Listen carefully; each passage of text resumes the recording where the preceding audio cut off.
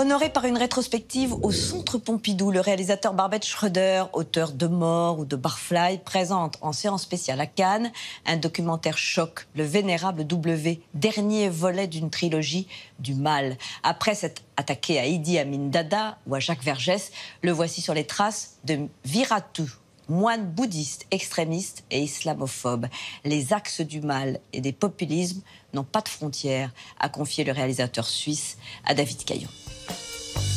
Esprit libre et cinéaste aventurier, depuis ses débuts il y a presque 50 ans, Barbet Schroeder, réalisateur de 24 films entre documentaires et fiction, dont Mort, Le mystère Van Bülow ou La Vierge des tueurs, a toujours été attiré par l'interdit, la transgression et les manifestations du mal.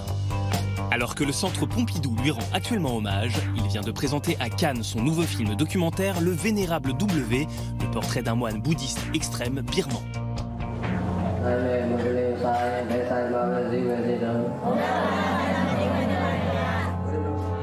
Une manière de clore sa trilogie du mal, entamée en 1974 avec son documentaire consacré au dictateur ougandais Idi Amin Dada. J'ai découvert en faisant Amin Dada qu'un personnage sanguinaire, de dictateur sanguinaire, pouvait être très drôle et très charmant et très inquiétant en même temps. Et cet aspect-là du mal m'a semblé une découverte au cinéma importante.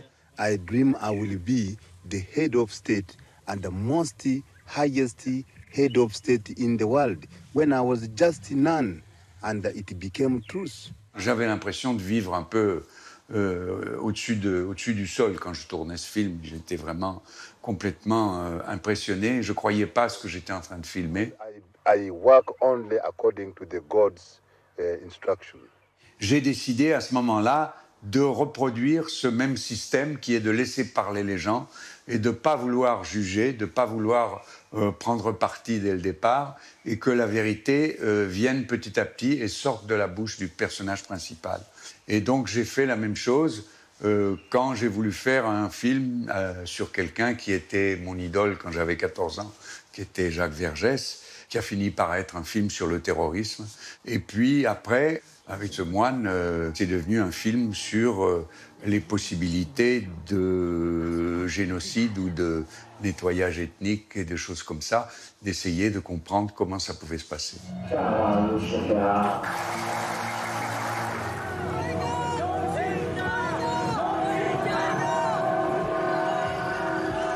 Le Vénérable W est un moine bouddhiste qui a découvert son extrémisme en faisant des discours anti-musulmans et en étant persuadé que les musulmans allaient envahir le pays en se multipliant et en faisant des enfants avec des femmes bouddhistes. Et donc il y a tout un fantasme comme ça dans son imaginaire raciste qui est d'autant plus atterrant qu'il s'agit seulement de 4% de la population qui est musulmane dans le pays. Dès son premier film, Mort en 1969, Schroeder se place du côté de la transgression en racontant l'histoire d'amour entre deux héroïnomanes. C'est vrai qu'il y a toujours une interdiction quelque part et que j'aime la transgresser. C'est vrai que mon premier film Mort, je l'ai tourné dans l'Espagne franquiste. Il fallait absolument que ce soit totalement clandestin. Et c'est vrai que c'était un sujet qui était complètement tabou à l'époque, la drogue. En tout cas, dans les films américains, j'ai très souvent voulu ne pas faire de différence entre les bons et les méchants.